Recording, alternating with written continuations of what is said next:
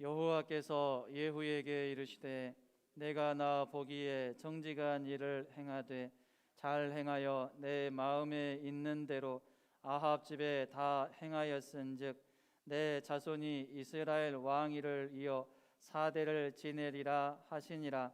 그러나 예후가 전심으로 이스라엘 하나님 여호와의 율법을 지켜 행하지 아니하며 여로보암이 이스라엘에게 범하게 한 그 죄에서 떠나지 아니하였더라.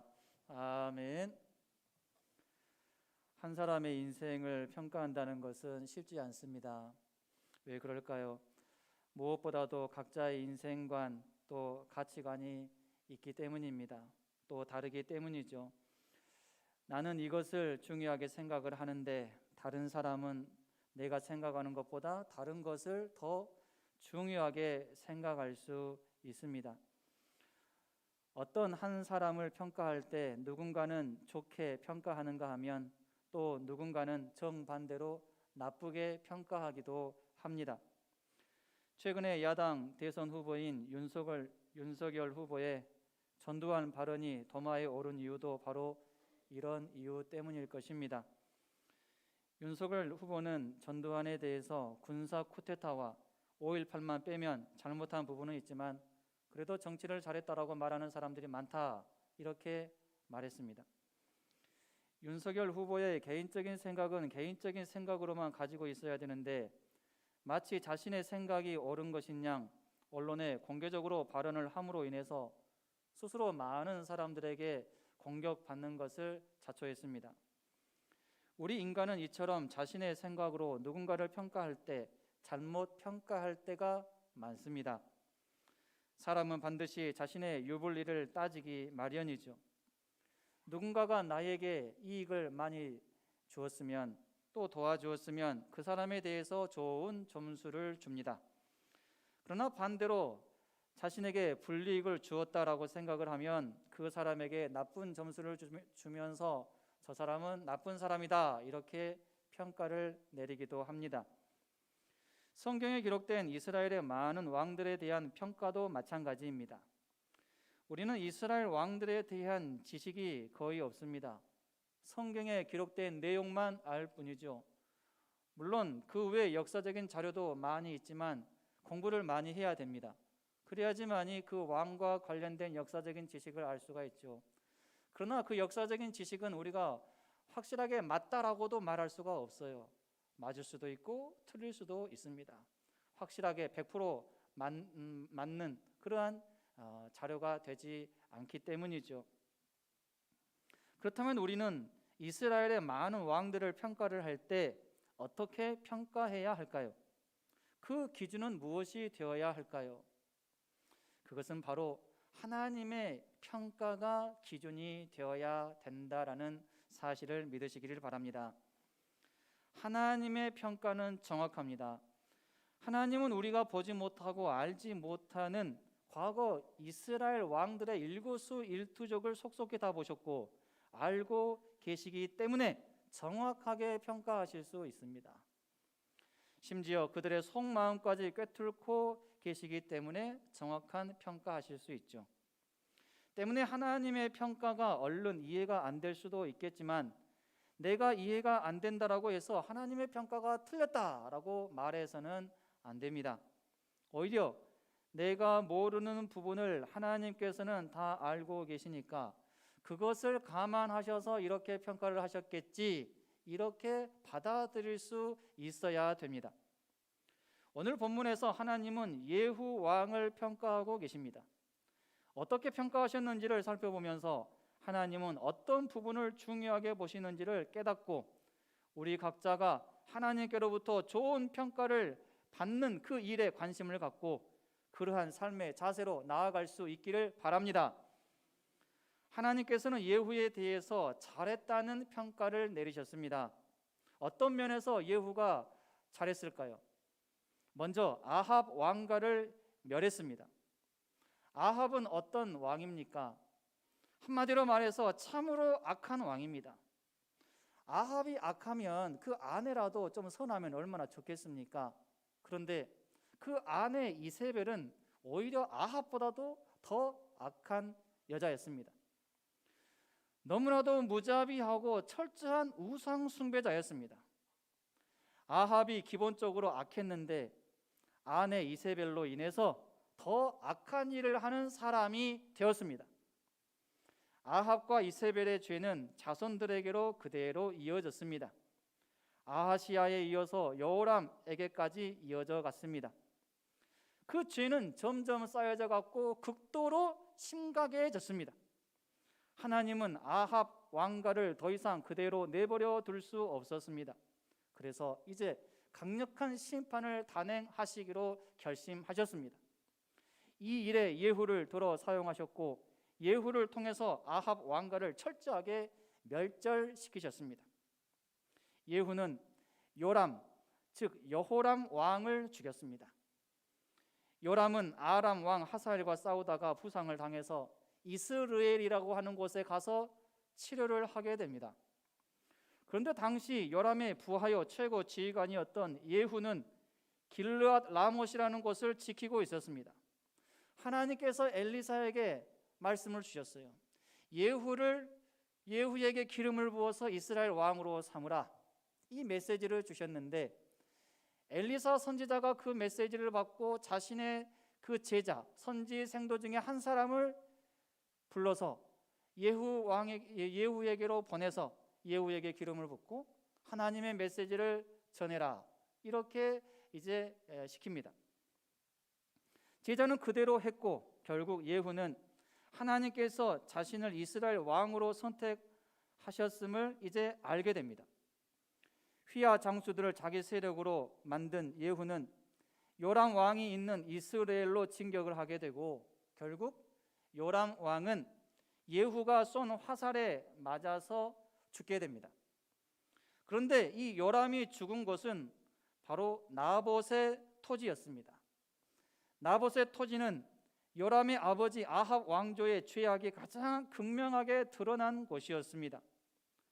아합은 하나님 언약에 대한 소망으로 토지를 팔지 않겠다라고 말한 그 나봇을 이세벨의 악한 계략으로 죽이고 그 땅을 강제로 빼앗았습니다. 이렇게 악한 일을 했어요. 그때 하나님께서는 분명히 엘리야를 통해서 이렇게 심판의 메시지를 주셨습니다. 열왕기상 21장 19절 하반절입니다. 개들이 나봇의 피를 핥은 곳에서 개들이 내 피 곧 내 몸의 피도 핥으리라. 아합 가문의 이러한 저주의 메시지를 주셨습니다. 이 예언은 아합의 자식 때에 와서 무섭도록 정확하게 이루어졌습니다.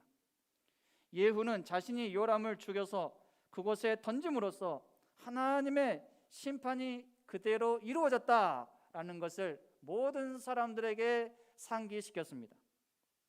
예후는 아합의 아내 이세벨도 죽였습니다. 이세벨은 아합의 아내로서 참으로 악한 여자였어요.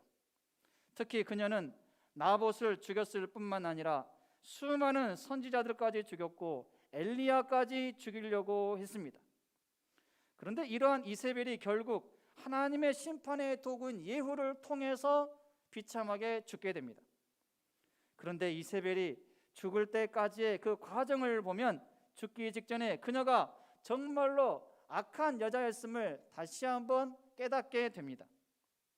자신을 죽이기 위해서 예후가 찾아왔는데 그 예후를 보면서 이세벨이 보인 태도, 또 그녀가 한 말은 무엇이었을까요? 열왕기하 9장 30절 31절입니다. 예후가 이스라엘에 오니 이세벨이 듣고 눈을 그리고 머리를 꾸미고 창에서 바라보다가 예후가 문에 들어오매 이르되 주인을 죽인 너 시므리여 평안하냐 하니, 이세벨은 지금 죽음이 임박했다라는 이 사실을 알고 있었습니다. 왜냐하면 예후가 자신을 찾아왔기 때문이죠.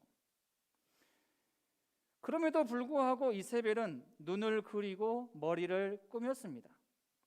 또한 이세벨은 예후에게 주인을 죽인 너 시므리여 평안하냐라고 오히려 호통쳤습니다. 시므리가 누구입니까? 과거 이스라엘 바사 왕국을 멸망시킨 주역이었습니다. 그런데 그 시므리는 왕위에 오른 지 7일 만에 자신도 누군가에 의해서 살해를 당합니다.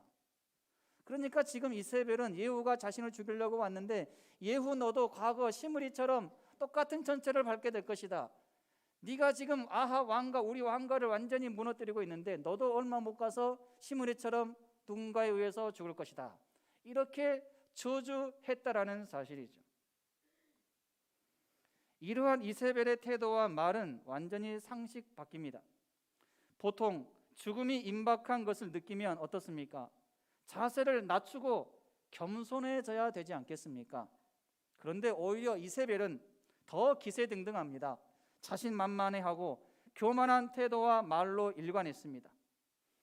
아마도 이세벨은 죽으면 죽어도 예후에게는 굴복하지 않을 것이라고 굳게 결심했던 것 같습니다. 이세벨은 자신이 그렇게 죽는 것이 오히려 멋있는 일이다, 멋있는 모습이다라고 생각했을지 모릅니다. 하지만 절대로 멋있는 모습이 아닙니다. 의로운 일에 목숨을 걸고 죽으면 죽으면 죽으리라는 이러한 자세로 나아간다면 참으로 멋진 일이고 본받을 만한 일이고, 역사가 기억하고 자자손손 후대 사람들까지 멋진 인물로 입에 오르내릴 것입니다. 그러나 이세벨은 의로운 일이 아니고 불의한 일에 자신의 목숨을 걸었습니다. 교만하게 행동을 했어요. 교만한 말도 했습니다. 때문에 이세벨은 절대로 본받아서는 안 되는 사람의 대명사로 지금까지 언급되고 있고 앞으로도 그럴 것입니다. 죽음에 임박했음에도 불구하고 하나님 앞에서 교만한 자세를 취하는 자는 소망이 없습니다. 오히려 재앙과 심판의 강도는 더 세질 것이고 고통만 더 가중될 뿐입니다. 이세벨은 가장 비참한 죽음을 맞이한 여자가 되었습니다. 그녀는 자신의 종인 내시로 인해서 창밖에 던져지게 되고, 그의 피는 담과 말에게 튀었고, 개들이 와서 그녀의 살을 먹었고, 두골과 발과 손 외에는 찾지 못할 정도로 처참하게 죽었습니다. 죽음에 임박했을 때 사람은 겸비해져야 됩니다. 이것이 살 길입니다. 아합은 악한 일을 많이 했어요. 하지만 죽음이 임박했을 때, 또 하나님께서 엘리야 선지자를 통해서 경고의 메시지를 주셨을 때 겸비한 자세를 취했습니다. 이세벨과는 다른 자세를 취했어요. 그래서 하나님께서는 그의 시대에는, 아합의 시대에는, 아합이 살아있을 때에는 재앙을 내리지 않으시고 아들의 시대부터 재앙을 내리시겠다라고 말씀을 하셨고 또 그렇게 하셨습니다. 열왕기상 21장 29절입니다. 함께 읽습니다. 아합이 내 앞에서 겸비함을 내가 보느냐? 그가 내 앞에서 겸비함으로 내가 재앙을 저의 시대에는 내리지 아니하고 그 아들의 시대에야 그의 집에 재앙을 내리리라 하셨더라. 예후는 아합의 아들들 70명 및 관련된 자들을 모두 죽였습니다. 열왕기하 10장 11절, 예후가 아합의 집에 속한 이스라엘에 남아있는 자를 다 죽이고 또 그의 귀족들과 신뢰받는 자들과 제사장들을 죽이되 그에게 속한 자를 하나도 생존자를 남기지 아니하였더라. 열왕기하 10장 17절입니다. 사마리아에 이르러 거기에 남아있는 바 아합에게 속한 자들을 죽여 진멸하였으니 여호와께서 엘리야에게 이르신 말씀과 같이 되었더라. 예후는 아합의 아들들을 죽이는데 자신이 직접 나서지 않았습니다. 자신의 손에 피를 묻히지 않았어요. 아합의 아들들을 교육시킨 그 귀족들을 사용을 했습니다. 그 귀족들로 하여금 아합의 아들들 70명을 죽이게 했어요. 그렇게 한 다음에 아합의 그 귀족들까지도 이 예후가 모두 멸절시켰습니다. 그러면서 예후는 하나님의 말씀을 성취해 나가는 일에 쓰임 받았습니다. 예후는 바알을 멸했습니다. 열왕기하 10장 21절입니다. 예후가 온 이스라엘에 사람을 두루 보냈더니 바알을 섬기는 모든 사람이 하나도 빠진 자가 없이 다 이르렀고 무리가 바알의 신당에 들어가매 바알의 신당 이쪽부터 저쪽까지 가득하였더라. 열왕기하 10장 25절로 27절입니다. 번제 드리기를 다하매 예후가 호위병과 지휘관들에게 이르되 들어가서 한 사람도 나가지 못하게 하고 죽이라 하매 호위병과 지휘관들이 칼로 그들을 죽여 밖에 던지고 바알의 신당 있는 성으로 가서 바알의 신당에서 목상들을 가져다가 불사르고 바알의 목상을 헐며 바알의 신당을 헐어서 변소를 만들었더니 오늘까지 이르니라. 아합 족속에 대한 심판을 마무리한 예후는 이제 이스라엘의 종교적인 그 부분에 대해서도 심판을 실행합니다.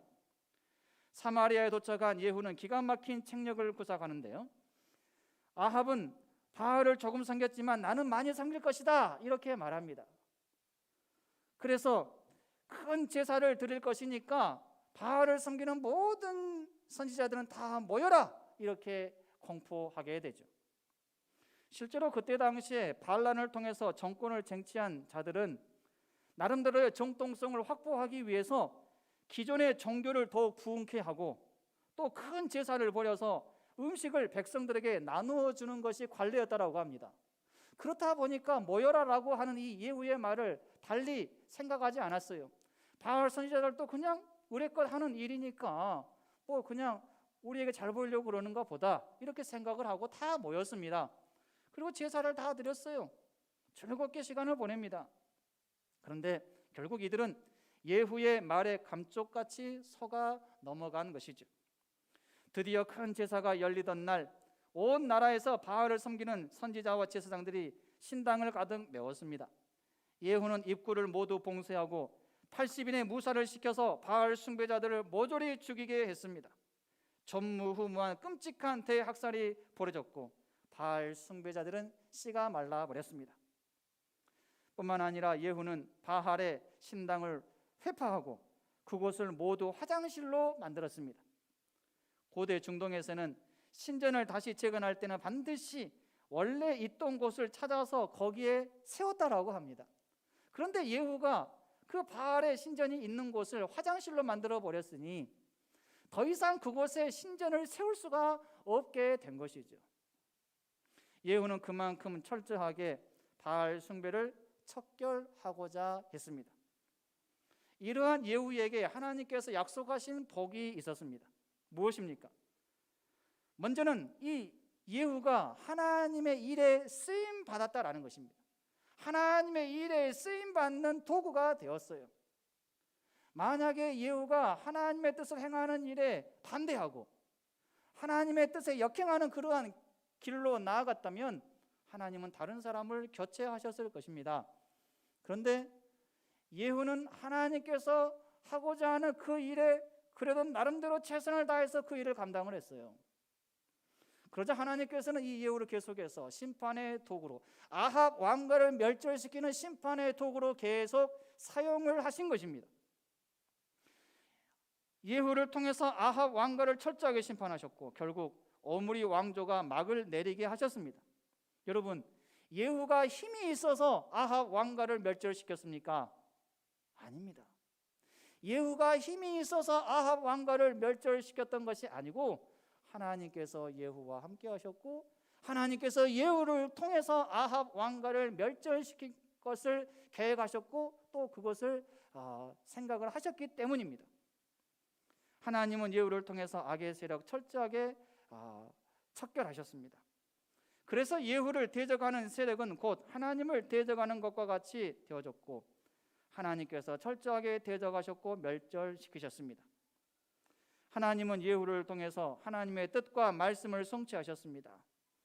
하나님의 뜻과 말씀을 성취해 나가심에 있어서 다양한 방식을 사용을 하셨습니다. 하나님은 사람을 통해서, 환경을 통해서, 기적을 통해서 여러 가지 방식을 통해서 하나님의 뜻을 이루어 가시는 것을 우리에게 가르쳐 주십니다. 여러분, 하나님의 뜻과 말씀을 이루는 데 있어서 도구로 쓰임 받는다라는 것은 참으로 복된 일이다라는 사실을 믿으시기 바랍니다. 이러한 면에서 예후는 하나님께 복을 받았습니다. 비록 예후의 대부분의 통치가 죽이는 통치, 피비린내 나는 통치였음에도 불구하고 그의 통치가 복된 통치일 수 있었던 이유는 하나님의 뜻을 이루기 위해서 도구로 쓰임 받았던 통치였기 때문입니다. 하나님께서는 예후에게 또 복을 주시는데 5대까지, 그러니까 예후까지 포함해서 자손 4대까지니까 5대까지 왕위를 이어가게 하셨습니다. 열왕기하 10장 30절 말씀입니다. 여호와께서 예후에게 이르시되 내가 나 보기에 정직한 일을 행하되 잘 행하여 내 마음에 있는 대로 아합 집에 다 행하였은즉 내 자손이 이스라엘 왕위를 이어 4대를 지내리라 하시니라. 예후가 왕이 되고 예후 또 자손들 4대까지 왕이 되면서 아합 왕가가 예후 왕가가 89년 동안 지속이 될 수가 있었던 것입니다. 오므리 왕조는 4대 만에 하나님의 심판으로 막이 내리고 또 예후 왕조는 하나님께서 복주심으로 5대까지 지속이 될 수가 있었습니다. 오므리 왕조도 4대까지 지속이 되었으니까 우리 생각에는 그렇게 악한 오므리 왕조도 또 아합 왕가도 4대까지 지속될 수 있도록 하나님께서 복주신 거 아닙니까? 이렇게 생각할 수가 있어요. 그러나 그렇지 않습니다. 악한 오므리 왕조가 4대까지 지속할 수 있었던 것은 하나님께서 하나님의 때에 확실하게 심판하기 위해서 참으셨기 때문입니다. 그리고 결국 예후를 통해서 철저하게 심판하셨죠. 여러분, 하나님은 어떤 분이십니까? 행한 대로 보응하시는 분이십니다. 따라합시다. 하나님은 행한 대로 보응하시는 분이십니다. 악한 일을 행한 자에게는 심판이라는 열매를 주시고 선한 일을 행한 자에게는 은혜와 복이라는 열매를 주십니다. 하나님은 아합 가문이 행했던 온갖 악한 일들을 다 기억하고 계셨습니다. 그리고 그들이 행한 악한 일에 대하여 심판의 메시지를 주셨고 결국 철저하게 심판하셨습니다. 그러나 예후는 하나님의 뜻을 알고 나서 그 하나님의 뜻이 이루어지는 데 있어서 자신에게 맡겨준 그 일들 잘 감당했습니다. 이 일도 하나님은 다 기억하셨고 그에 대하여 5대까지 왕위를 유지할 수 있는 은혜를 주신 것입니다.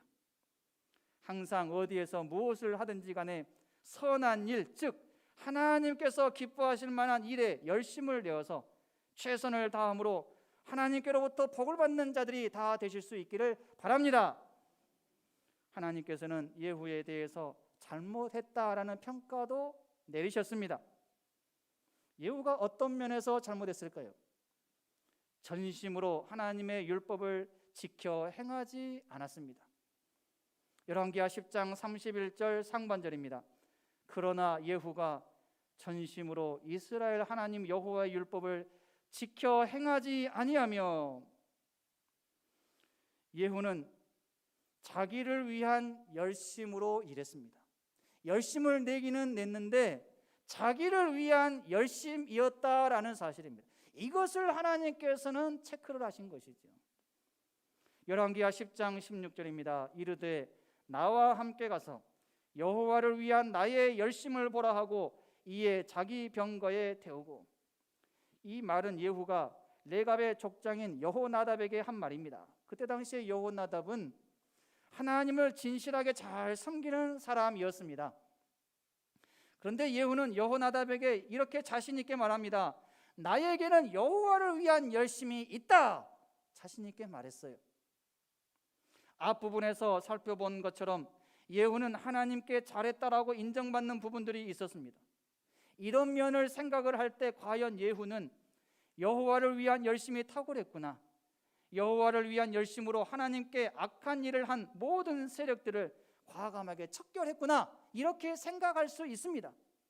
그러나 결론적으로 하나님께서 예후를 평가하시는 그 평가를 보면 예후의 열심은 자기의 미래를 위한 준비로서의 열심이었고 자신의 이익을 위한 열심이었음을 알 수 있습니다.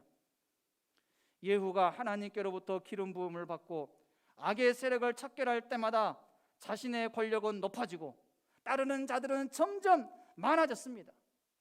그렇다 보니까 하나님의 심판의 도구 역할을 하는 것이 나에게는 전혀 손해가 되지 않고 나에게는 참 유익한 일이구나, 나에게 도움이 되는 일이구나, 이것을 생각했을 것입니다. 그래서 심판의 도구 역할을 하는 것을 마다할 이유가 전혀 없었던 것이죠. 더욱더 강력하게 과감하게 척결했을 뿐입니다. 예후의 열심이 자기 이익과 미래를 위한 열심이었다라고 확실하게 말할 수 있는 결정적인 단서가 있습니다.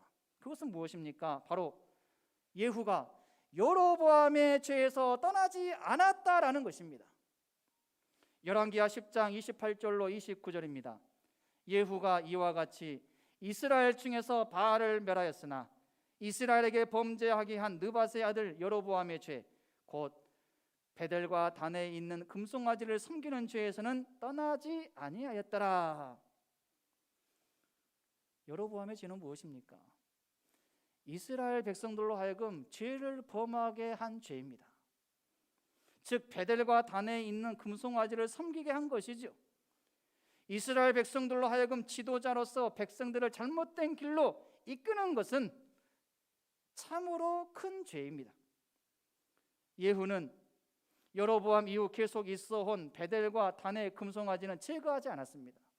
다른 것들은 참 제거하는 일을 잘했어요. 아합 왕가에 속한 사람들 다 잘 제거했어요. 또 바알을 섬기는 선지자들까지 다 죽였어요. 우상도 다 잘 정리를 했습니다. 그러나 베델과 단의 금송아지는 제거하지 않았습니다. 사실 이것이 가장 중요한 것입니다. 죄의 핵심입니다. 죄의 근원지입니다. 이것만큼은 확실하게 정리해야 되는데 그것은 정리를 못한 것입니다. 가장 중요한 것은 정리하지 못했습니다. 그 이유가 무엇일까요? 맨 처음에 북이스라엘로 이렇게 나누어지게 될 때 북이스라엘의 시조인 여로보암이 왜 북이스라엘에 이 베델과 그 단에 금송아지를 세웠을까요? 그것은 북이스라엘 사람들이 계속해서 남쪽 유다에 있는 예루살렘 성전으로 가서 제사를 드리려고 하니까 그때 당시에는 반드시 예루살렘에서 제사를 드려야 한다라는 이러한 법이 있었기 때문에 그것을 그냥 바꿔버린 거예요.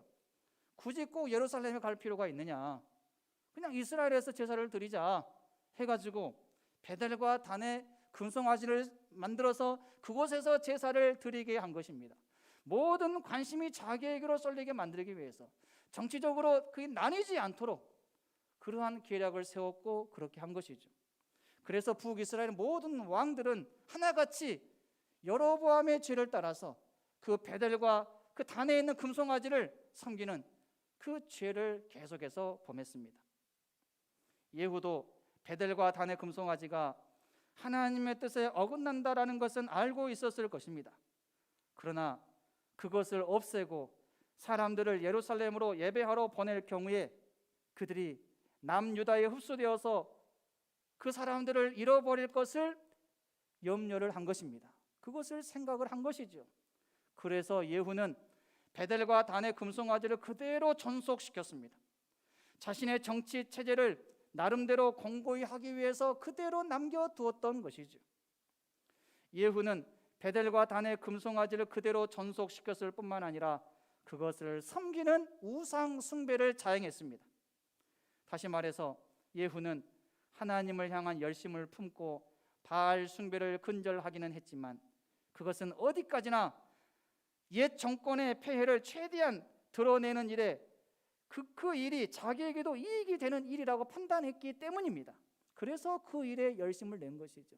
새로운 정권이 들어서기 위해서는 그 정권에서 자기가 인기를 누리고 많은 사람들이 자기에게 그 관심을 돌리게 하기 위해서는 과거의 정권을 잘못되었다, 문제가 있다, 계속해서 그것을 드러내야지만이 자기가 잘한다라고 인정받을 수 있기 때문입니다. 똑같은 이치로 예후가 그러한 생각으로 여러 가지 개혁과 또 많은 바알의 우상들을 척결을 한 것이죠. 자기의 이익을 생각을 한 것입니다. 그러나 개혁과 청산이 자신의 이익을 위협한다라고 판단되는 시점부터는 철저하게 자기 중심적으로 돌아가 버렸습니다.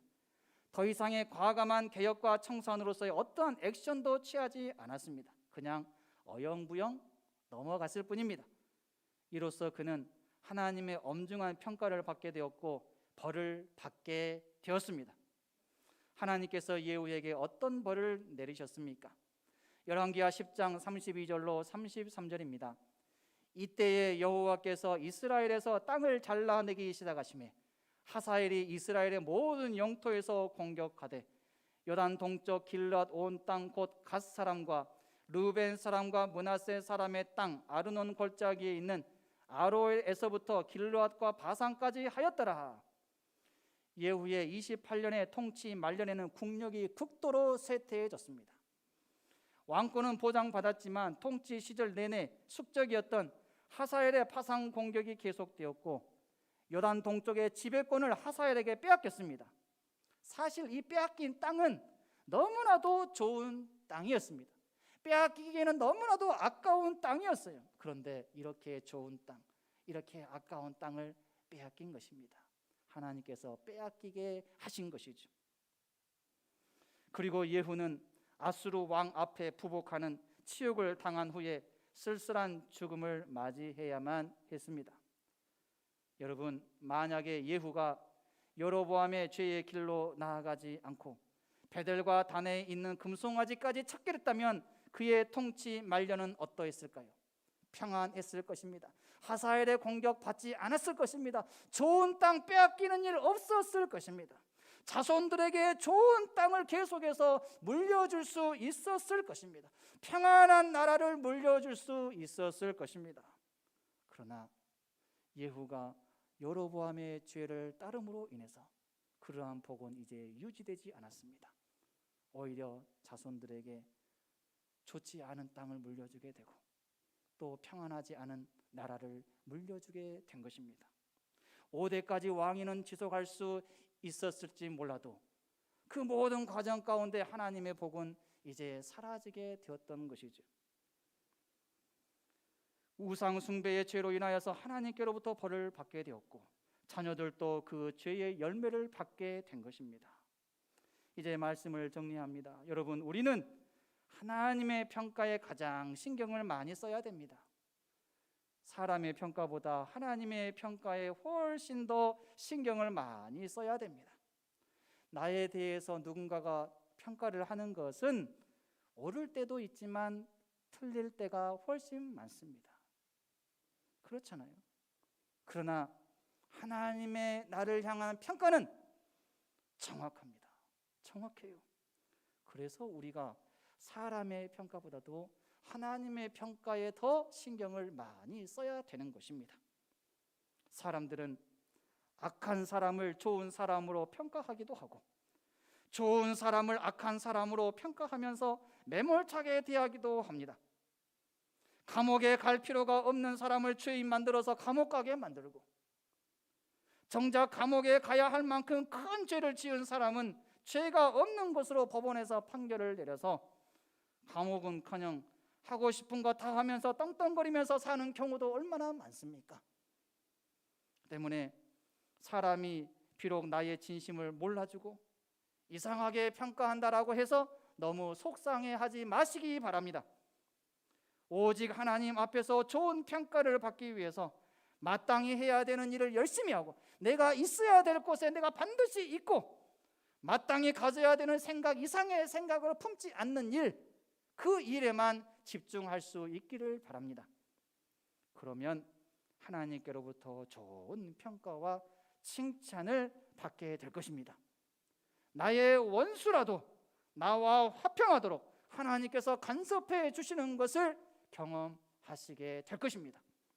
잠언 16장 7절에 사람의 행위가 여호와를 기쁘시게 하면 그 사람의 원수라도 그와 더불어 화목하게 하시느니라, 이렇게 말씀하셨습니다. 이 말씀이 우리의 삶 속에 실현되기를 원합니다. 하나님께 좋은 평가를 받는 모습으로 살아가는 우리 모두가 될 수 있기를 주님의 이름으로 축원합니다.